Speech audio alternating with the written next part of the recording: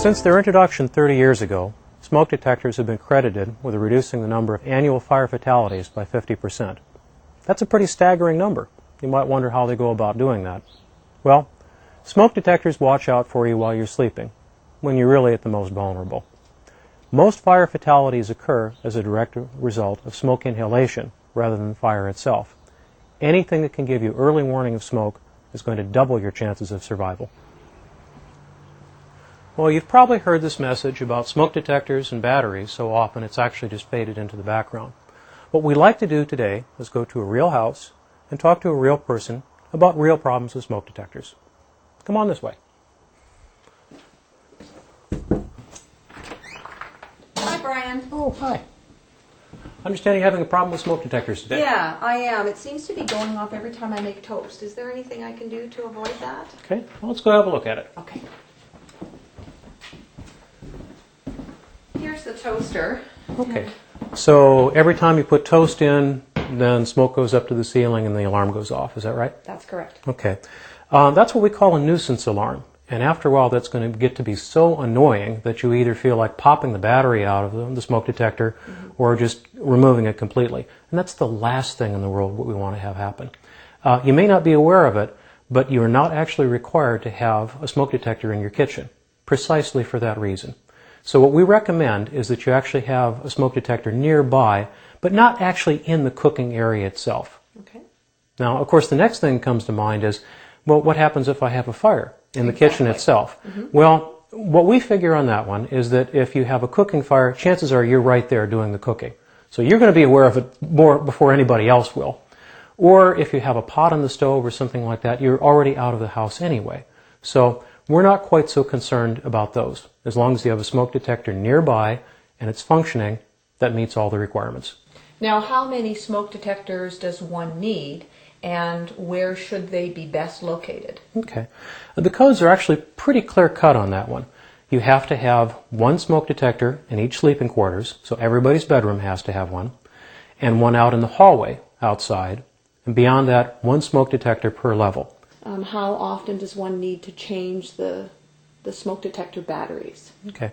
What we're recommending for standard battery-operated smoke detectors, and also ones that operate off a household current, is that the batteries be changed once a year.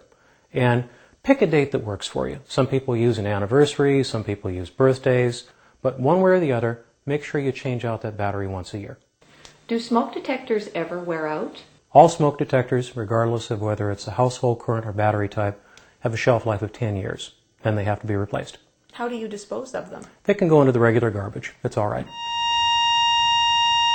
Now, I've heard stories of children actually sleeping through fire detector alarms. Is that true? It's one of the scariest things we've learned about in recent years. Let's go upstairs. Let's see where the sleeping quarters are. We'll talk about it up there. Okay. Okay, that smoke detector is exactly where you want it to be, right here in the sleeping quarters. I also noticed on the way in you have one outside in the hallway. So perfect, you are covered. The only problem with a kid's bedroom is that the Consumer Product Safety Commission has said children under the age of 16 will not reliably be woken up by a smoke detector. The reason for that is that kids have got a fairly long and a fairly deep sleep cycle. So while an adult is going to be woken up by the blast of one of those things, we can't guarantee that's going to happen with a child. So as a parent, it's your responsibility when the smoke detector goes off, go right to your kid's room, wake them up, make sure that they get out at the same time as you do. That's great information, Brian. Is there anything else you can suggest for me? Everything looks wonderful here. It looks perfect. I wish everyone did it as well as you guys do. There are two new products that I should mention. First, smoke detectors are now available with a 10-year lithium battery.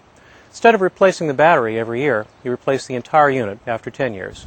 Second, there are some smoke detectors now available with a built-in voice recorder. This allows parents to give special instructions to their children in the event of a fire. So in summary, make sure you have the right number of smoke detectors in your house. Make sure that they're placed properly. Make sure they actually work. Change out the batteries at regular intervals. Push the test button. Make sure that they actually function. Our fire marshal has said the best chance you have of ensuring your own survival is early recognition and a quick exit. The other thing that does is help us to get in and have a better chance of putting out the fire. The sooner we know about it, the better off we are as well. Help us to help you. Make sure you have a working smoke detector.